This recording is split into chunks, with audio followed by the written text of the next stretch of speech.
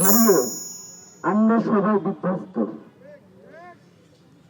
আমরা আসলে ওসমান হাদি ভাইয়ের দেখানো যে পথ, ইনসাফের লড়াই, এর বাইরে আসলে আমাদের সামনে আর কোনো পথ নাই। এখন ওসমান হাদি ভাই যে ইনসাফের কথা বলে গেছেন, এই ইনসাফ কি শত্রুকে ক্ষমা করে দেয়া নাকি শত্রুকে বিচারের মুখোমুখি করা? শত্রুকে বিচারের মুখোমুখি করাই হচ্ছে সবচেয়ে বড় ইনসাফ। যেই দালান থেকে বাংলাদেশে ফেসিবাদ জন্ম নেয়, সেই দালানকে গুঁড়িয়ে দেওয়াই হচ্ছে সব থেকে বড় ইনসাফ। যেইখান থেকে হাদি ভাইকে হত্যার পরিকল্পনা হয়, সেটাকে গুঁড়িয়ে দেওয়াই হচ্ছে সব থেকে বড় ইনসাফ। ইনসাফ মানে সুশীলতা না। অনেকে এটার ভুল ব্যাখ্যা করে যে হাদি ভাই শত্রুর সাথে ইনসাফ চেয়েছেন। শত্রুর সাথে ইনসাফ হচ্ছে ও যেইভাবে গুলি করছে, ওর মাথা ওইভাবে গুলি করে উড়িয়ে দেওয়া। প্রিয় ভাইয়েরা, আমরা ইনকিলাব মঞ্চ বাংলাদেশের স্বাধীনতা, সার্বভৌমত্ব বিনষ্ট হয় এই ধরনের কোন কার্যক্রমের সাথে আমরা একমত নই। বাংলাদেশের স্থিতিশীলতা রক্ষার জন্য আমাদেরকে যদি জীবন দিতে হয়, আমরা তার জন্য প্রস্তুত রয়েছি। এই কথা হাদি ভাই আমাদেরকে একদিনের জন্য শেখান নাই, তিনি আমাদেরকে তুলে তুলে এইভাবেই তৈরি করে গেছেন। সুতরাং নির্বাচনকে নির্বাচনের সময়ই হইতে দিতে হবে। নির্বাচন নিয়ে কালক্ষেপণ করা যাইবে না, কারণ হাদি ভাইকে হত্যাকাণ্ডের পিছনে নির্বাচনকে পেছানোর একটা ষড়যন্ত্র রয়েছে। সুতরাং নির্বাচনকে পিছানো এবং হাদি ভাইয়ের বিচার দুইটা আলাদা বিষয়, দুইটাকে কখনোই আপনারা এক করবেন না।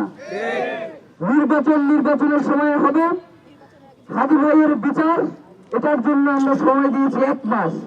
নির্বাচনের এখনো বাকি আছে প্রায় 2 মাস থেকে 2.5 মাস। সুতরাং আমরা তো সময় বেঁধে দিয়েছি তাদেরকে 1 মাস।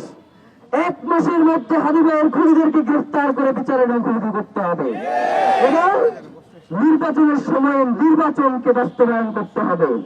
কিন্তু আমাদের আশঙ্কা হয়, আপনারা যে নির্বাচন করবার কথা বলেন, বিগত সকল নির্বাচনের থেকে একটা সুষ্ঠু সুন্দর নির্বাচন করবার মতো কথা আপনারা বলেন। হাদি ভাই তো গুলি করা হয়েছে আছে কতদিন? 11 দিন। এখন পর্যন্ত হাদি ভাইয়ের খুনের সাথে যারা জড়িত তাদের একজনকে আপনারা গ্রেফতার করতে পারেন না। তার পিতামাতাকে গ্রেফতার করছেন, তার পিতামাতাকে এই ফোন করে দিয়ে গেছে। তথ্যের দরকার ছিল, ওকে ঠিক আছে, তাদেরকে তুলে আনছেন, ঠিক আছে।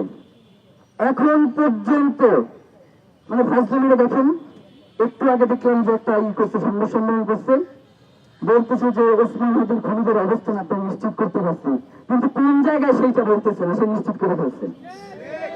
মানে তাদেরকে নিশ্চিত করার জন্য বলছি না, তারা গ্রেফতার করার জন্য বলছি। ওসমান হাদি ভাইয়ের খুনিদেরকে অতি দ্রুত যদি গ্রেফতার করা না হয়, বাংলাদেশের যে কোনো পরিস্থিতির জন্য এই সরকারকেই দায় নিতে হবে। এই সরকার বলতেই খালি ডক্টর ইউনূস। 5 তারিখে বাংলাদেশের সকল রাজনৈতিক দল এবং বাংলাদেশের আইন শৃঙ্খলা বাহিনী এবং ডিফেন্স সবাই মিলে এই রাষ্ট্রের দায়িত্ব নিয়েছিল, ঠিক কিনা?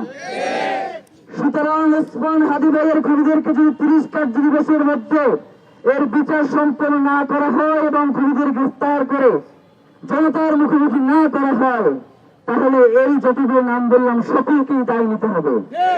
কারণ সকলের মধ্যে দিয়ে ডক্টর ইউনূস এসেছে এবং অন্তর্বর্তীকালীন সরকার বসিয়েছে। আপনাদেরকে একটা ভুল বোঝানো হয় যে ছাত্ররা এই সরকার গঠন করেছে। ছাত্ররা এই সরকার গঠন করে নাই। ছাত্ররা এই সরকার গঠনের প্রক্রিয়া এই হাসিনাকে এই দেশ থেকে বিতাড়িত করেছে, এরপরে আপনারা এসে উড়ে এসে জুড়ে বসেছেন। সুতরাং আমরা ইনকিলাব মঞ্চের পক্ষ থেকে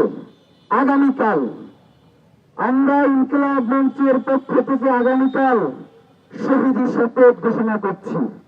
আগামীকাল বিকাল 3টায় শহীদ হাজি চত্বর শাহবাগে আমরা সকলে সমবেত হব এবং হাদি ভাই যার জন্য লড়াই করেছেন, তিনি জুলাই যার জন্য আন্দোলন করেছেন, স্বাধীনতা সার্বভৌমত্ব টিকিয়ে রাখার এই আন্দোলনের জন্য, ইনসাফের লড়াইয়ের জন্য, এবং জুলাই থেকে শুরু করে জুলাই পরবর্তী এবং পূর্ববর্তী সকল গুম খুন এবং হত্যাকাণ্ডের শিকার হয়ে যারা শহীদ হয়েছেন, আমরা শহীদ ওসমান হাদিকে সামনে রেখে বাংলাদেশের জনগণকে সাথে নিয়ে শহীদ শপথ করবে বিকাল 3টায় শাহবাগে শহীদ হাদি চত্বরে ইনশাআল্লাহ।